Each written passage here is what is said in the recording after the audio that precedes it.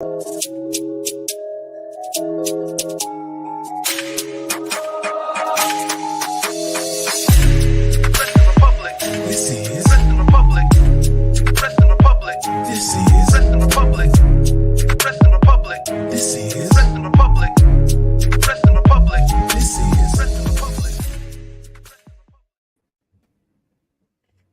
evening from London, wrestling fans. I'm your host, Ben Allison, and you are listening to Wrestling Republic's daily broadcast. Your one-stop shop for professional wrestling, insight, news, and reviews on a daily basis. And today, it's Monday, and you know what that means. It means it's time for Mailbag, where we answer the questions that you guys sent in, and boy oh boy do we have some posts to answer today. There's a lot to talk about. Of course, last night the Chiefs won the Super Bowl and a WrestleMania teaser trailer dropped, so we do have something wrestling related to talk about there as well. It's gonna be a really fun show. We'll be checking the comments throughout as always. We've already got a few here. We got David March here. Hello, David. We got numero one Superfly and Bobby Petito. Hello, guys. I hope you're all having a great day. But joining me today, firstly, the co-host of the show. He's had a well-deserved 2 days off, but he is back now. Mr. Clark Taylor, how are you? I'm back with a third ring. I've never been more stoked to be back. If you'd have told me that my childhood team would be so good over a 5-year stretch, that they would become the villains of the NFL, and the world's biggest pop star would be dating our starting tight end, and that would make it even worse. And then we still have the best quarterback in the league to carry us through and win a third championship. I would have told you were crazy, but it really happened, and I'm so hyped to be here. And boy, we have some good wrestling, man. How about the WrestleMania trailer? We got all kinds of good stuff to talk about. I'm just fired up. I'm fired up to be back. Can't help myself. Absolutely no. Yesterday was just such a good day of sports. It really was. Probably, not even probably, the best day of the year, undoubtedly, for me as a sports fan. Arsenal having that 6-0 win in the morning as well. I know I talked about it on yesterday's show, but I've got to plug it again because we're going to win the league. This is our year.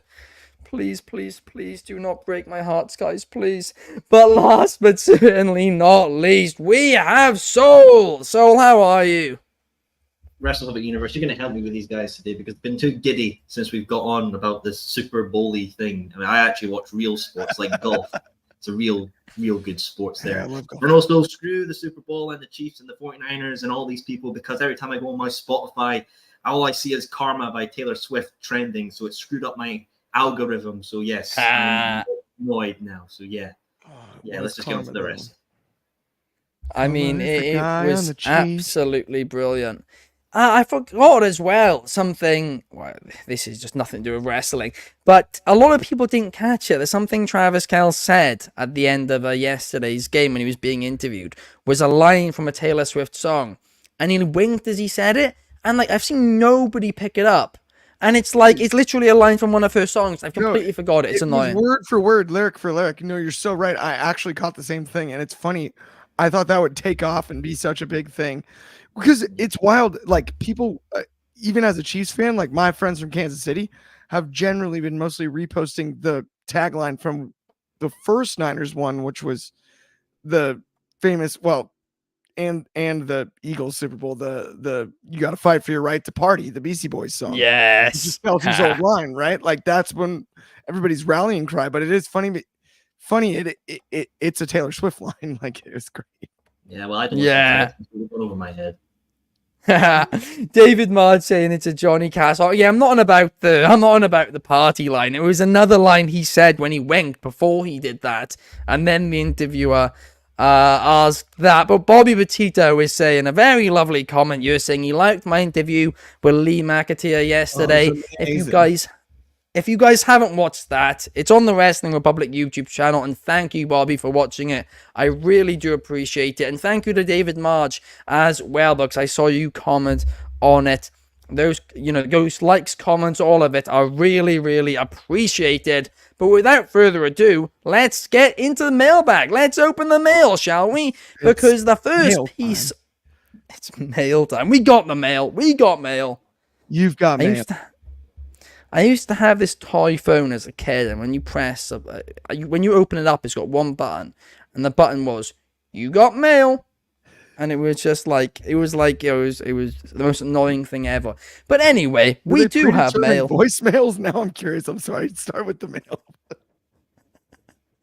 And the first bit of mail that we have is, it's from Jacob Johnson, our good friend. And he is asking us, what is the actual plan for WrestleMania? Because in case you guys didn't see it, last night, a WrestleMania teaser trailer, as they called it, dropped. And this teaser trailer was Seth Rollins and Cody Rhodes walking up to The Rock and Roman Reigns and going face to face. They were blatantly teasing a tag match. Blatantly, as clear as day.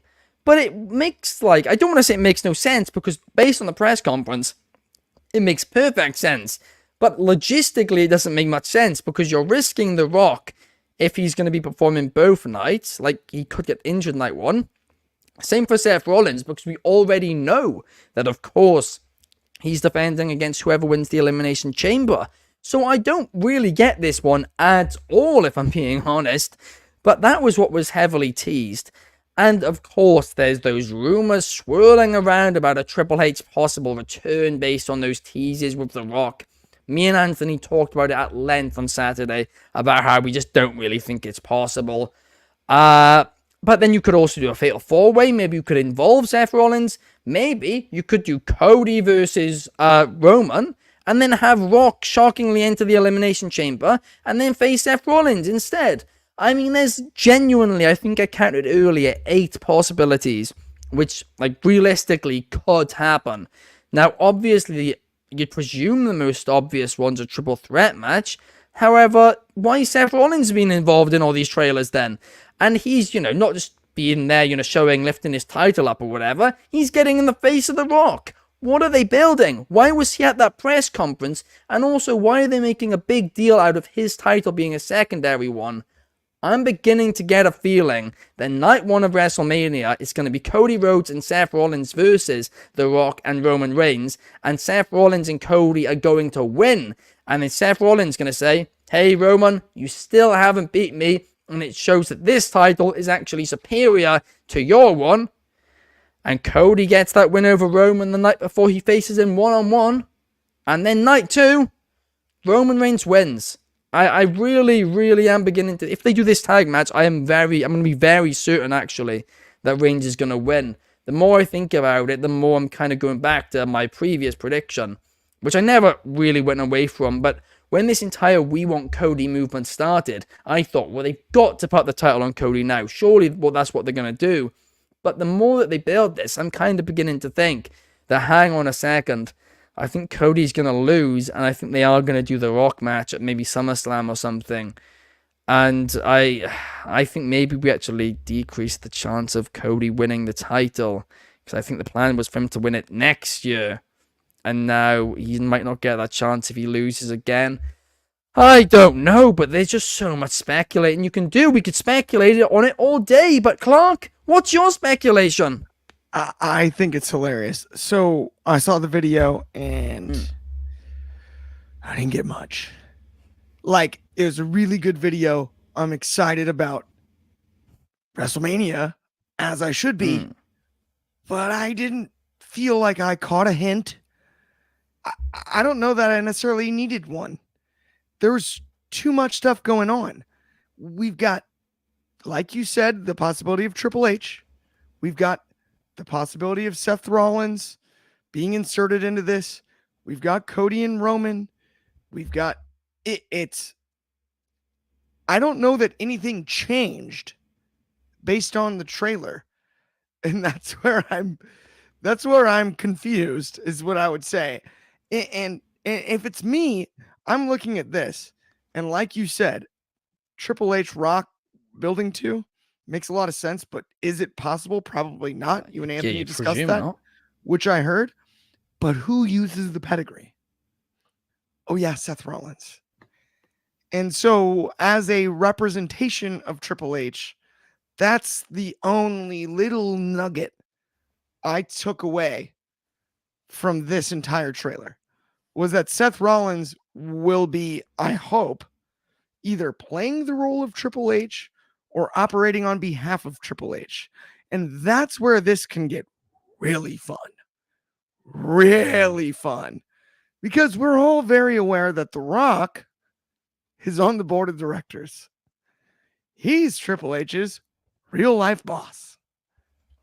But Triple H is still booking the show. We've got really good general managers on both Raw and SmackDown in Adam Pearce and Nick Aldis.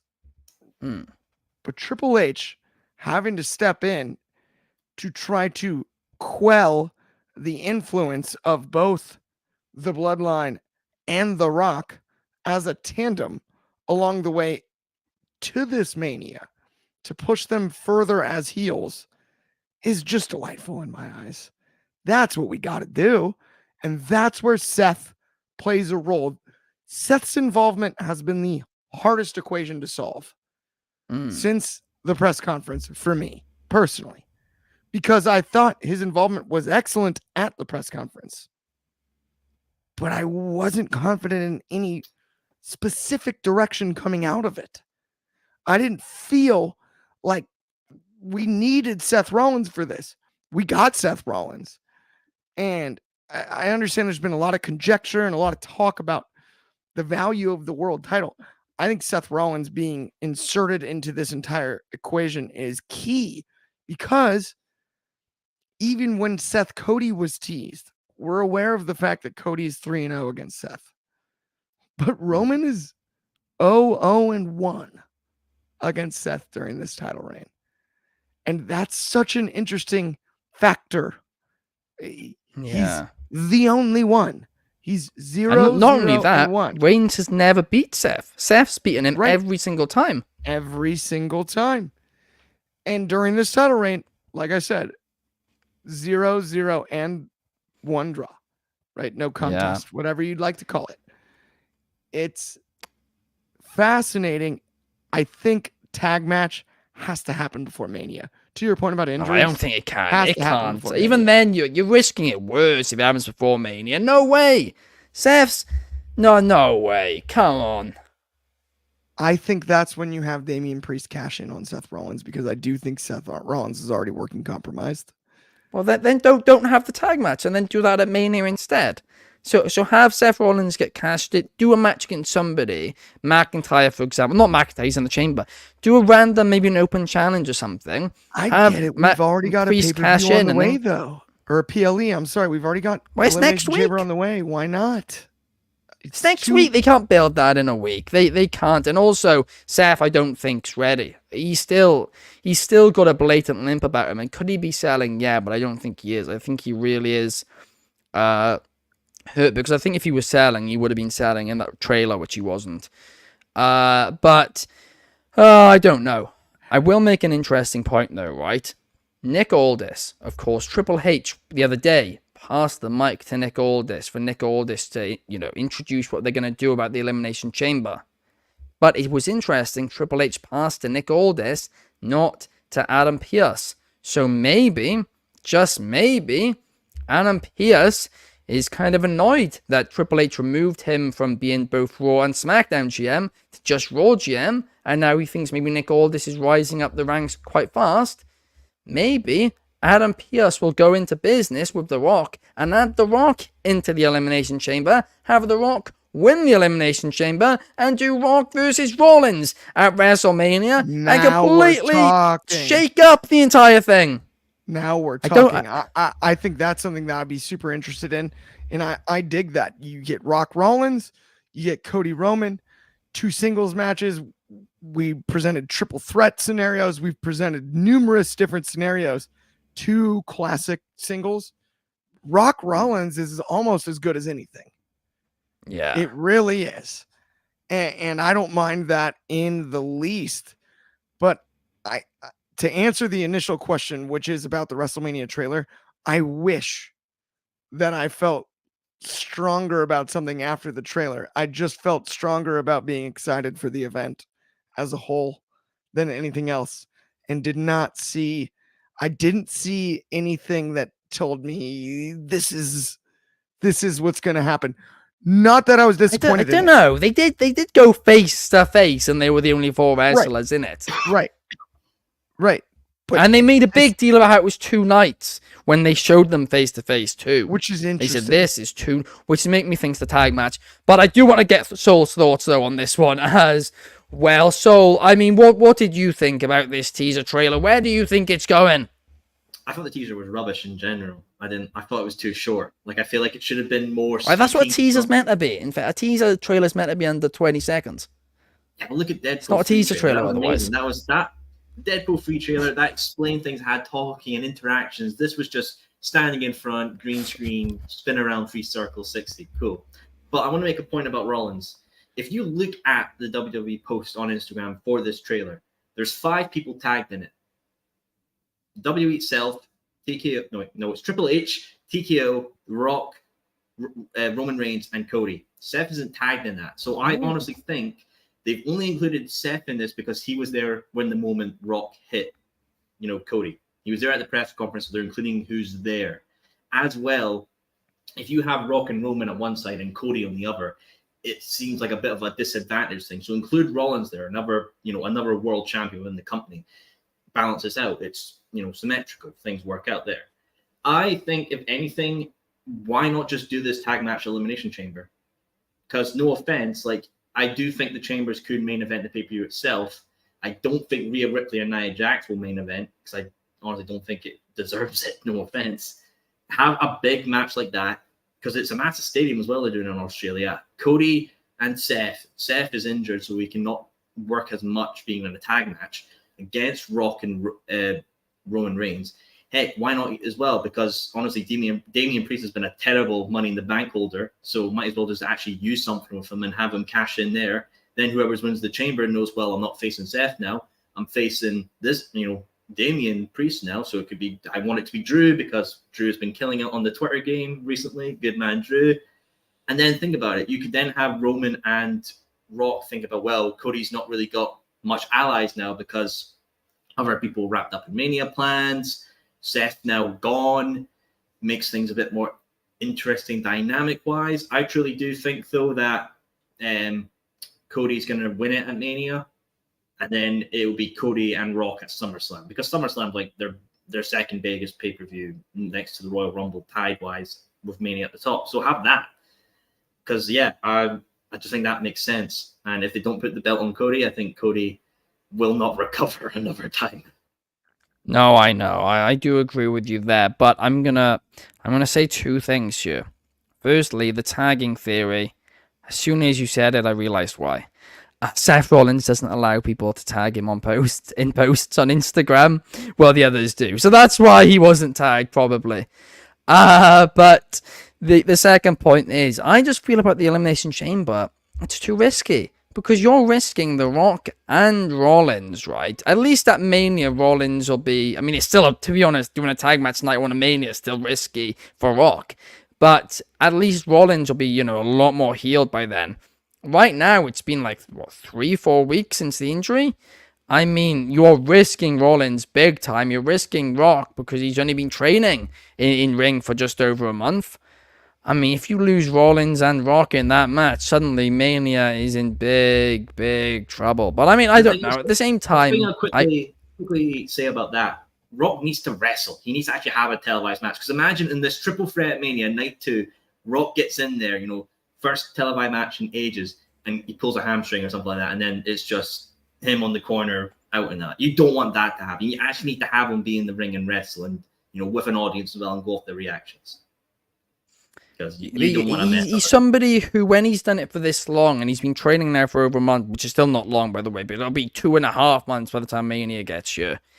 It's I wouldn't do it because another month and a half will make a huge difference in terms of his in-ring shape. And he's such a star that, having him wrestle before will make Mania seem slightly, only ever so slightly less important, right? So I just wouldn't risk it. If he'd been training for like 6 months, I actually would agree to risk it. It's fine. Let him get some, reps in front of an audience. But it's easy. He's a pro. He should be fine. But I don't know. It just feels like they're working around a lot of injuries, isn't it, at the minute, unfortunately? We got quite a few comments. I mean, David Marge is saying he's so excited. Wrestling's never been so hot. And I mean, it really, really has been. True. And yeah, Coach 23 saying Seth's promoted the trailer on his IG story. So yeah, it's clearly the tagging. If that's the case. Number 1 Superfly says, if Adam Pearce helps The Rock, his explanation is, I did it for The Rock. I did it for his family. That's brilliant. And we got Jason in the chat as well. Shout out, Jason. But now let's move on to the next question. And for this, I want to bring in Clark. Because, Clark, we have one of the best usernames out there. He sent in a few questions lately, and it's a brilliant username. And that username is Lord Virus of Nurgle, who is asking, who do you think will be the champions walking out of WrestleMania? I'll quickly give mine. I'll quickly go over the main titles. I think that Roman Reigns will be walking out. I think Damian Priest will be walking out with the World. I think Gunther will be walking out with the Intercontinental. I think LA Knight will be walking out with the United States. And as for the tag team, I think it won't be the Judgment Day, but who it will be, I actually don't really know.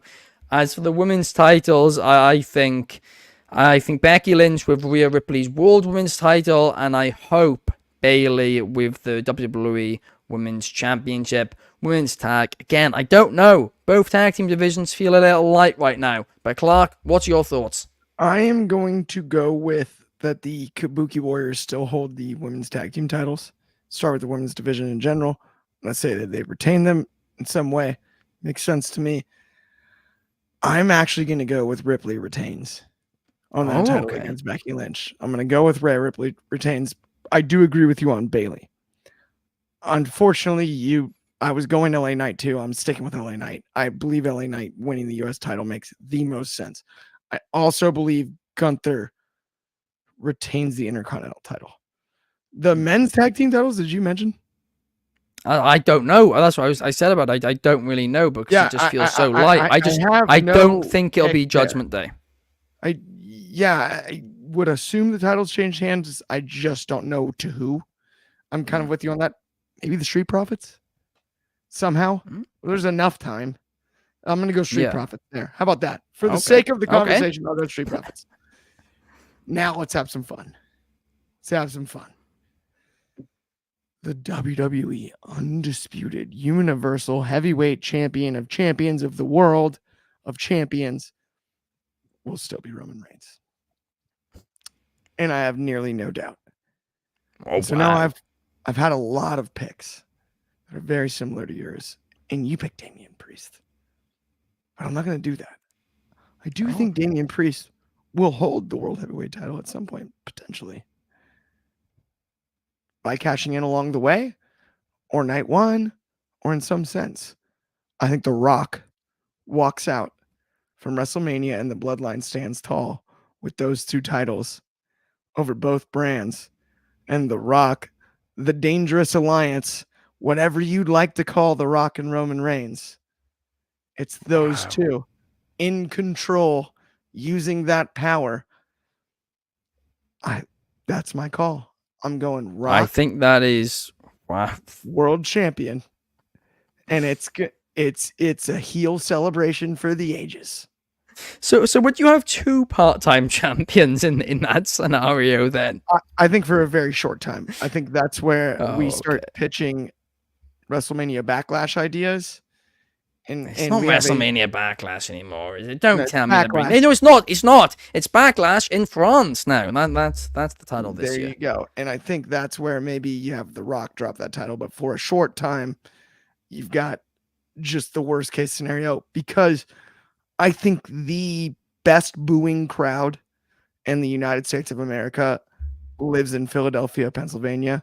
And if you were ever going to have a WrestleMania main event and in a shower of boos, that reaction will be the absolute loudest it could possibly be in Philadelphia.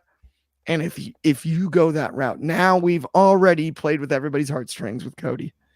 And if all of a sudden the two bad guys now walk out with the two big titles, standing tall, that shower of boos from the Philadelphia crowd, I don't think we'll be able to ever replicate. It would be war. I think Phil. I know Anthony likes to say, that if Cody doesn't walk out, there'll be riots. I mean, if that happens, Cody doesn't walk out and The Rock walks out with another title, I think there literally might be. But, I mean, Soul, the next question I've got is for you, and it's quite an interesting one, so I'm interested to get your thoughts on it. Because, as you know, yesterday I interviewed Progress Wrestling owner Lee McAteer, and you've interviewed him in the past. But Bobby Petito is asking us, what American wrestlers would we like to see wrestle in Progress? What would be your thoughts, Soul? Yeah, that's an interesting one and stuff. I fought for this question. Let's avoid TNA, AEW, LW. I've avoided some of the bigger ones, right? I've went with this. So Progress have 4 championships that we know of. They have the tags, the women's, the Atlas, and the World Championship. As we're recording this, these are the champions. So I don't know if anything's going to happen while we're live. So let's just open that. So first, the tag titles are currently held by the Smoking Aces, a great tag team. They've held it for a good old time, and they've done great stuff in their reign. They're going to be facing Sanity soon. So I've picked to face the Smoking Aces from the good old state of America, Marshall and Ross Von Erich. Have the Von Erich boys come in and have a little tussle with the Smoking Aces. I think that would be very enjoyable to see. Now, the Women's Championship's held by someone who I've interviewed, previous guest of the Soul Sessions, Rio. Rio's done amazing stuff. He's got the ICW Women's Belt and the Progress Women's Belt, just killing up on North as well.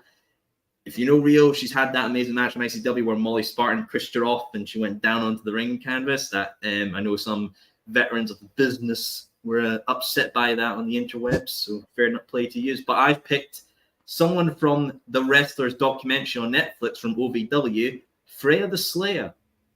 Now, we've watched the Wrestlers documentary. She's the one who has like the love story with the nerdy guy who's big, tall and all that. She's previously held the OVW Women's Championship. She's great. I think that'd be a good dynamic. Rio always works well with powerhouse type wrestlers. As I mentioned, Molly Spartan in there. So yeah, I think that'd be a good one for her. The Atlas Championship. The Atlas Championship is basically like their secondary title in Progress. It was previously deactivated when Walter unified it with the World Championship, came back, been held by Big Damo's held it. Now currently it's held by Ricky Knight Jr. of the Knight family. So I've picked for Ricky to face the previous Jersey Championship Wrestling champion, Jordan Oliver. I just think, very good styles that might go well together. And, who knows if this happens during All-In Weekend, the Patriarchy family of Nick Wayne, his ma, and Christian Cage would come in and save the day. And then we can have Christian Cage go on a promo battle about the Knight family for 20 minutes. And everyone's just like, oh my God, this is amazing. Finally, the World Championship, currently held by the Vulture, Spike Trivet. Spike is currently in a feud right now with Kid Lycos that is going to be culminating in a steel cage match. Spike and Lycos, I think, might go down as one of the best Progress feuds. And maybe, who knows, in our Wrestling Republic End of Year Awards, we could look back and think, Lycos and Spike match or feud of the year. Who knows? I'm not going to be too judgmental just yet. But I think you're going to have such a Vulture, a villain, a hardcore man like Spike. You need someone of that caliber. So I've put Spike Trivet versus Sami Callihan. Oh, that would indeed be absolutely crazy. Well, that would be absolutely brutal. I mean, on the topic of British wrestling, it leads us directly into our next question. Actually, no, it doesn't. That's the question after that. Before we get on to that question, we got one from Jose99, and this is a great question too. And he is asking, should Tony Khan stop with these major announcements? Because, of course, last week there was once again a lot of criticism. And why was there a lot of criticism? A big part of it probably was because, the Boston event got spoiled earlier in the day by Ticketmaster. But also because I think to a lot of people, right, who aren't like hardcore fans, they don't care if you announce an arena. Like, they just don't. Yes, obviously they're teasing Mercedes Moné. They've got the boss written there. But it's not like you announced she was debuting. It's not a major announcement. It isn't. It's a major announcement for your company long term, sure. But to fans, it's not. And, I mean, every time he does this, he just gets so much backlash on social media, Tony Khan. And I don't think it really does him any good. Also, these teasers, I mean, a lot of people thought maybe they could sell out the Garden, and it's not looking like that. Obviously, it's a big arena, and it's a tough crowd to get. And there's still a few weeks before the event as well, so we won't get into the ticket sales directly. But Sol, do you think he does just need to stop doing these major announcements? No. So I have no problem with the announcements. Think about it like this, right? Let's compare it to like a video game company, right? How many video game companies do like announcements on, DLC updates or hot fixes or, updates of their game, right? GTA 5 or 6 right now, too, to your point. Sorry. Bingo. So they might even do it within the game itself. I think Tony's fine to do these announcements because think about it. Like, how many wrestling websites or publications and all that are now like doing promotions of his announcements? You look at something like the r/Word Circle Reddit page, people would post about the big announcement, and then people are like, oh, the big announcement's coming, this announcement coming. All in all, to my knowledge, I think he's done 10 of these. Now, have they all... No, he hasn't. No, he hasn't. I think he did 17 last year, so he's not done 10 of them. Who's counting? I think it's 10. I think it's No, 10. it was like it was 17 in 2023. I don't want to know. So it's not 10 now. I want to know who's counting. Here's what I'll say, right? The announcements, like, I have no problem with them. People will tune into the shows and just stay there for the announcement to see it live. So you get some viewers that way, right? The one announcement in my head that I know some people don't care about, which I cared about, was the all-in ticket thing. I was fine with that being announced on the show. Some people said, well, it could have been done on Twitter. Any of these announcements could have been done on Twitter. But then why would people tune into the show? Yes, you could do it just on that's Twitter. just getting people to tune in for a disappointment. I'm sorry, I don't agree with that. Look, people would buzz and all that. They want buzz. People, like, you could go on, like, again, going back to gaming, right? When we had E3, right? Publishers would announce they were going to E3 and doing these major announcements. Yeah, we're going to E3 to show something. So people would tune into E3 to watch and see that announcement. Now, yes, of course, video game and wrestling are a bit different. But look, I have no problem with it. And it's a bit of a cheeky, sneaky way to get extra viewers, right? So does TK do all these announcements? I got no problem with them. If they do the announcements, it's fine. I mean, think about it. They did it for like the first dance and everything, right? Everyone loved that when TK did the announcement for that. Did it for, All In being announced and, doing stuff for the big, big business one, which we presumably know who it's going to be. The money will be following later. Arsenal. It's not going to be Arsenal. Here's the thing, right? TK can do all these announcements all he wants. It's his company. Something like the WWE doesn't do these announcements. If anything, they do them on a bit of a grander scale and give them their own little event because it's a bigger company and they can do that. The thing with AEW is an alternative company for mostly hardcore fans. Hardcore fans will obviously tune in and spread word of mouth through these sort of things. People just like to hate on TK because he's a bit of a character. Do I like his Twitter game? Not necessarily. I think that needs to chill a bit, Sub-Zero that. But the announcement thing, it's a form of advertising. It's also a form of engagement. Because people would complain, oh, you've just announced the big business show on Twitter. Because people are fickle, as Miss Old Brian Danielson has said in the past. Look, no problem with it. Don't get your knickers in a twist. Have fun. I mean, fair enough, I guess. But, I mean... here's the thing, though. I always say this, right? And I say this a lot of times to you guys when we're talking AEW. It's like, fair enough, I see your point. But when the entire fan base is saying that it's bad, I think you've got to listen. Especially when, like you said, they're a hardcore fan base. You don't want to annoy those fans. But also, I mean, there's some interesting data out there at the minute about how many hardcore fans are actually pirating shows rather than buying them. because a lot of AEW's, customers aren't repeat buyers. And that's interesting in itself too. Maybe the hardcore fans weren't as a repeat buyer, I would say buy your stuff, friend.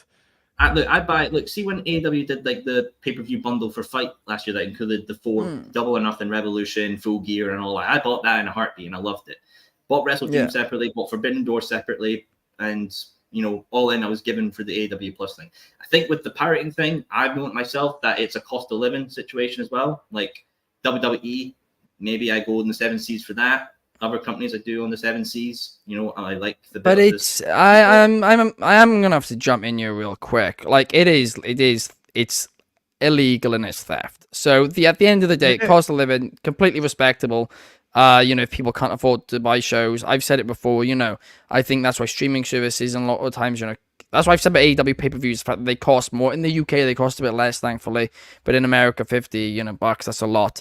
But yeah, let's not get into pirating because that is illegal. You can't do it. Okay, absolutely, we condemn it. Yeah, don't do it because we legally have to. But let's now jump into the next question. And the next Pirates question, of the Caribbean, but not pirating.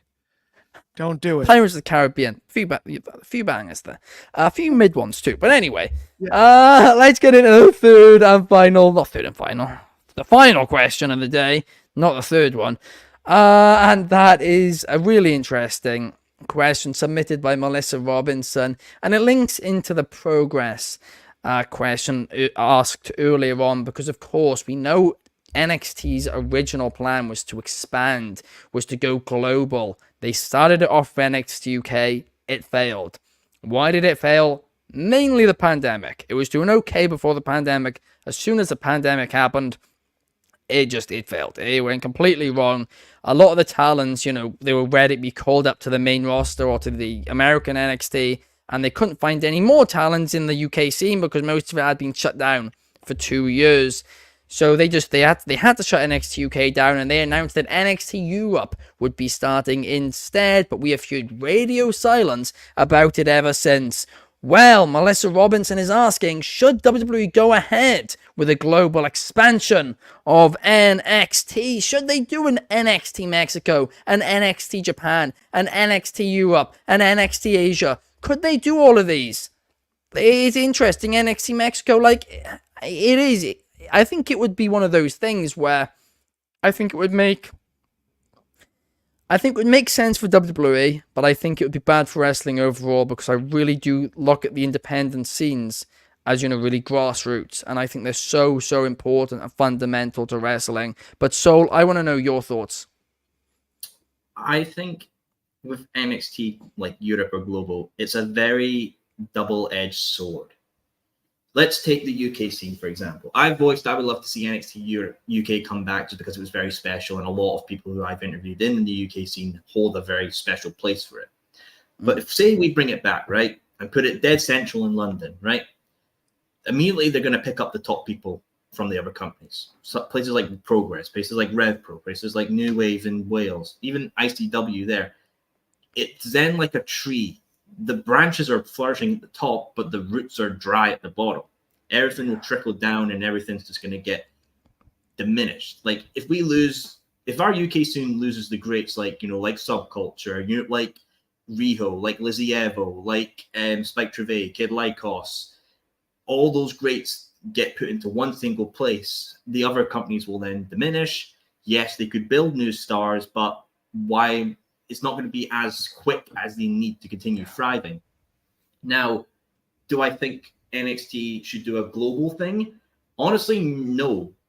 Because keep NXT as itself in Orlando and people will love and support that. If you make it to that out there and to everywhere, people are going to be like, well, I want to watch NXT Russia, but I can only watch it at 1 a.m. on a Friday. Or I want to watch NXT Germany, but it's at this time frame.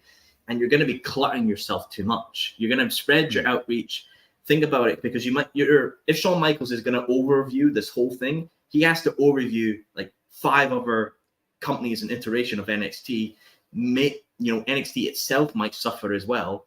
Now, the other side of that is that it means other wrestlers can go to a WWE environment, get paid more, get more experience, and maybe if things don't work out, they could bring it back to the independent scene and help that flourish. But as well, You know, look at companies like RevPro, who have got partnerships with like CMML. You've got Progress, who've got partnerships with Noah.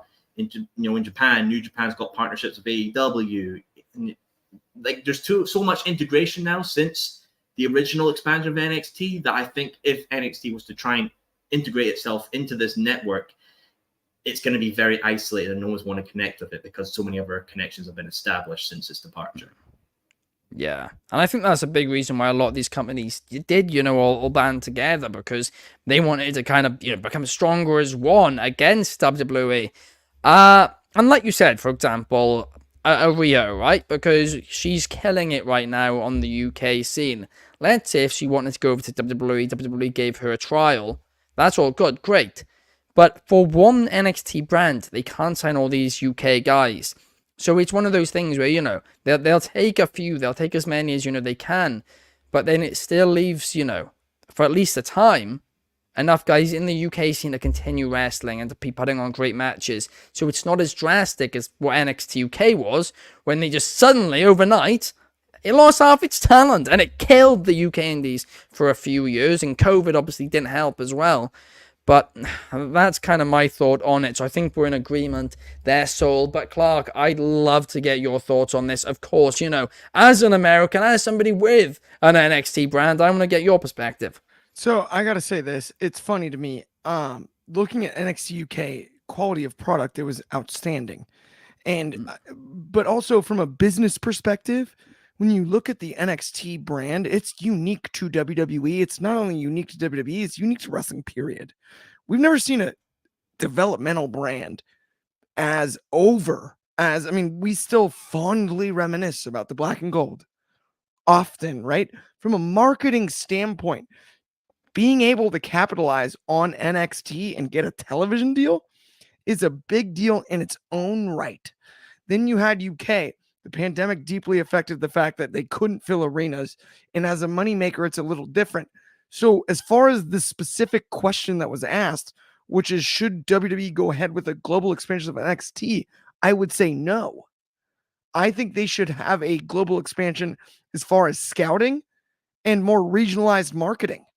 If NXT UK was directly marketed to UK fans in a way, and they didn't steal necessarily from other promotions, but allowed people to work in multiple places in a way we've seen Evolve on the network and on Peacock, in a way we've seen even Progress shown on the WWE network, I think is actually the route you go, because you look at the hunger for good wrestling in India right now too. I think NXT going there, I wouldn't take the NXT brand. I would take the WWE brand and call it something else. And that's just the way that I look at it, because I think the NXT brand was one of the most calculatedly weird moves in my eyes to move it a night network wise, try to rebrand it. And it felt like a couple steps back. It's now built back up to a spot where, to me, the NXT brand still stands up.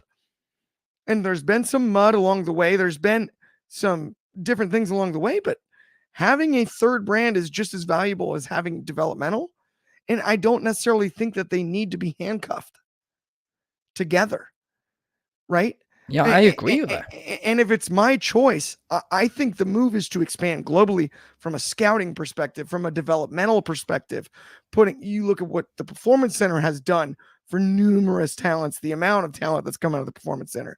Performance centers in big hubs, whether it be Tokyo or Osaka, Japan, whether it be India, whether it be the UK, across the world, Eastern Europe, all these different places, Australia. I absolutely believe that direction-wise is the right move.